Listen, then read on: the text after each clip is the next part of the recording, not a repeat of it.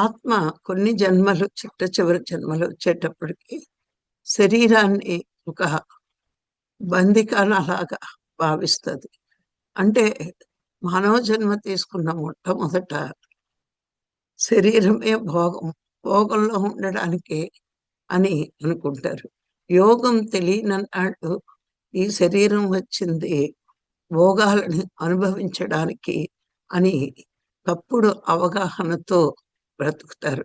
కానీ ఈ తమోగుణం, రజోగుణం స్థితి దాటాక అనుభవించడానికి కాదు, ఎన్ని అనుభవిస్తున్నా తృప్తి లేదు అని ఆలోచనలో పడ్డప్పుడు అప్పుడు యోగ మార్గంలోకి వస్తారు. కానీ సాత్వికంలో కూడా యోగ మార్గంలోకి వచ్చిన సందిగ్ధ పరిస్థితి ఎక్కువగా ఉంటుంది. అంటే ఇటు దేహవాసన పోదు, సంఘవాసన పోదు, సంసార వాసన పోదు, బంధాలని వదులుకోలేరు, ఇటు భగవంతుణ్ణి మర్చిపోలేరు.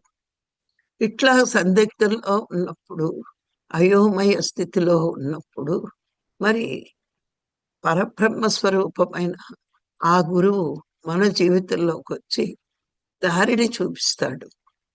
అప్పుడు నువ్వు చెయ్యవలసింది నీ జన్మకి కారణం మరి ఈ దీనికోసం, అంటే నువ్వెవరవో తెలుసుకోవడం కోసమే సృష్టిలో ఇన్ని జీవరాశులున్నా ఒక్క మానవుడికి ఈ అవకాశం కల్పించబడింది అని గురువు ద్వారా తెలుసుకున్నప్పుడు మన జీవిత ధ్యేయం ఏంటి, లక్ష్యం ఏంటి, ఎందుకు వచ్చాము, ఈ విషయాలన్నీ తెలిసినా గత జన్మ వాసనలు, సంస్కారాలు, మరి ఈ బంధాల వల్ల మళ్ళా ఆ ఎరుకని కోల్పోతూ ఉంటాం. అందుకే మనకి రెండు మాటలు చెప్పారు మహాత్ములు. ఒకటి సామాజిక సత్యం, రెండు పరాసత్యం. అంటే సామాజిక సత్యం ఏంటి, పరాసత్యం అంటే ఏంటి అన్నది మనం తెలుసుకుంటే మనకి ఈ సందిగ్ధంలో పడి ఏ కర్మ చెయ్యాలో మనకు తెలుస్తుంది.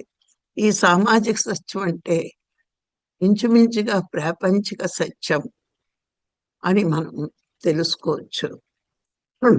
ఏంటంటే భూమి మీద మనం ఏ కర్మ చేసినా ఫలితం ఉంటుంది. కొన్ని కర్మలు మనకి తప్పదు కదా, తప్పించుకోలేం కదా అని చేస్తూ ఉంటాం.